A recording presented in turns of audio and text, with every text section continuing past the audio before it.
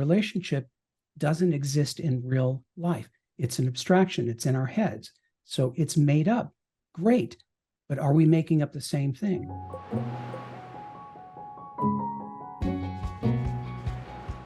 We already have some interesting questions coming in, and I want to let people know that you can write your questions in the Q&A button, and I'll incorporate as many as I can.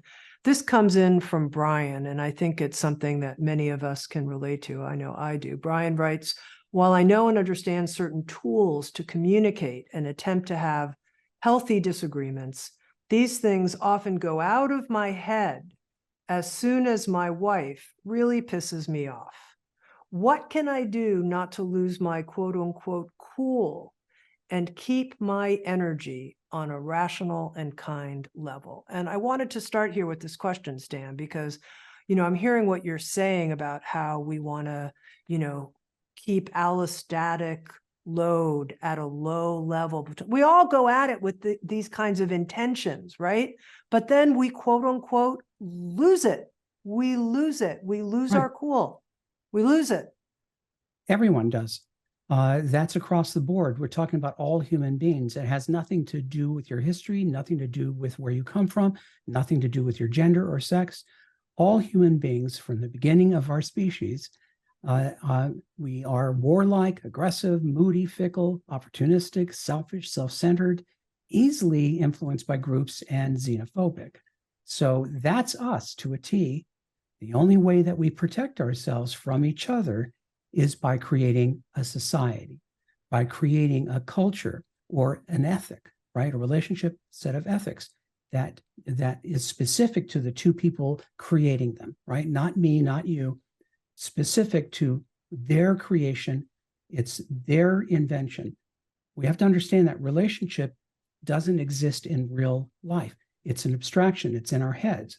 So it's made up. Great. But are we making up the same thing? Are we looking in the same direction? Are we pointing toward the same goals? Do we have the same idea of why we exist? Who or what do we serve, right? Cannot be about love. Cannot, because feelings and emotions come and go, up and down, right? That's the problem, is that we're guided mostly by our emotions. And when we go live in a situation, we're going to be very automatic, very reflexive, and we're going to do something to protect ourselves at the cost of the union. That's all people. So to answer his question, a lot of this has to do with planning ahead. Partners are predictable, but most of the time they don't predict each other. They don't think, okay, next time, what do we put in place to make sure that neither of us does this thing? How are we going to help each other? Because it's a two-person approach, right? I'm going to do this every time. I'm giving you permission to stop me or start me, limit me or push me, based on what's best for us. And when you remind me, prompt me, I will yield. I will cooperate. That's the only way we can do this. There are other techniques and other brain hacks that I can talk about for when we're in the thick of it. But we have to understand that we're animals. And once threatened, we have a very acute survival instinct. Once threatened, we're primitive. That's just a fact. So we have to plan for that ahead, and also have ways of getting out of it when we're both on fire. One of us has to put the fire out. Yeah. So give me the brain hacks, because I think we need them, Stan, which is here, because we can go at it and you can describe to me how a secure functioning couple might plan for something like this. And we're going to do it. We're going to plan. But then when it happens, I'm hot. I'm not in my right mind. My wife just said something patently untrue. Patently untrue. I don't remember the agreements. Do you know what I mean? I don't remember them in that moment. I'm just a blur. Oh, well, I think first we have to explain and define what these agreements are. These aren't agreements. I'll pick up the kids at 5, right? These are big ticket items. These are big ideas.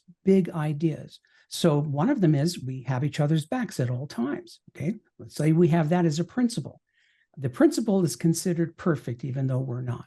It's there because breaking that principle, which has a purpose to it, One can only beg for forgiveness and do something to make it right if they are honest brokers, if they are good faith actors, right? Because we're doing it because our lives literally depend on keeping to our agreements. Otherwise, it's mutually assured destruction. So that would be like saying, yeah, I can't, I killed this person because they said something and I just got too angry. Well, in real life, you go to jail. Nobody cares why you did it. You can't do it, right?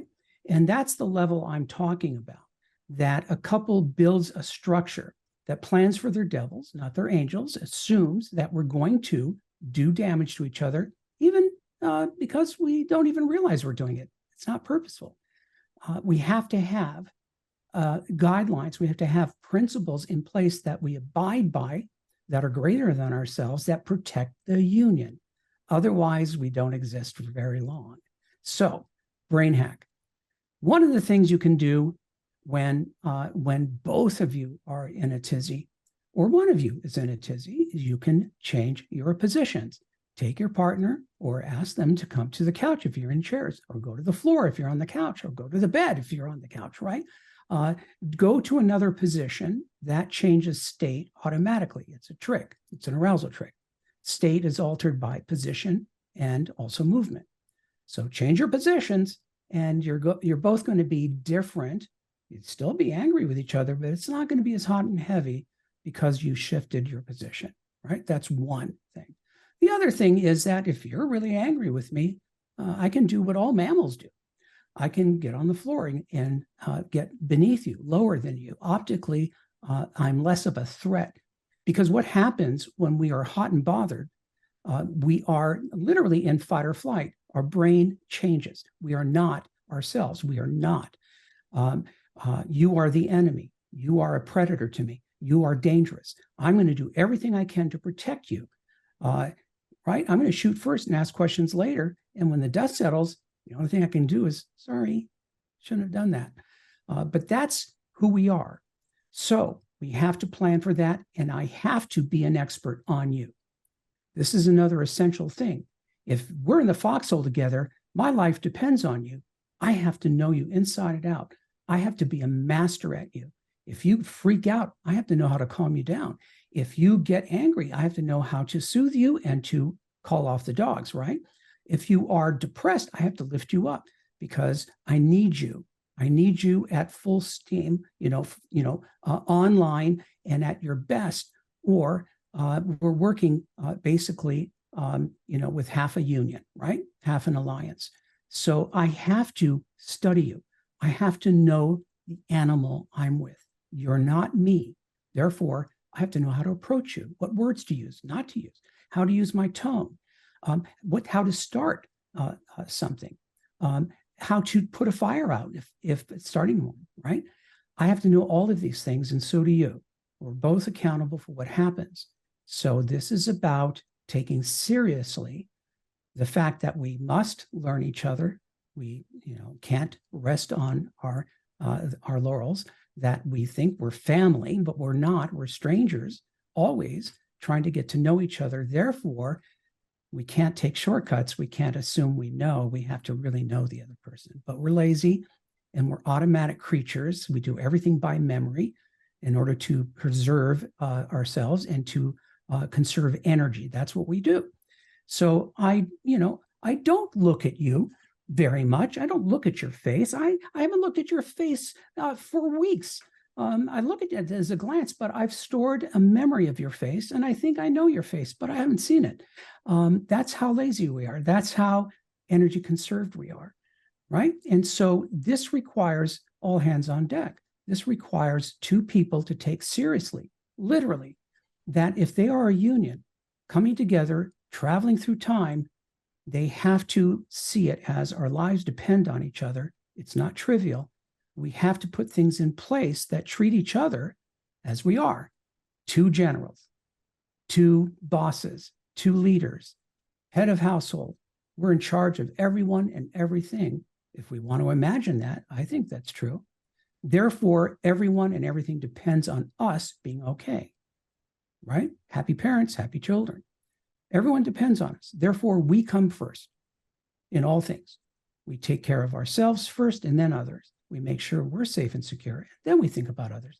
We make sure we're going to have a good time, and then we think about other people's good time. Their mileage may vary, but ours does. So it's a different attitude. It's a different orientation, very much like being in a foxhole together or being cop car partners. We have to work together or there'll be trouble. That's just a fact, right?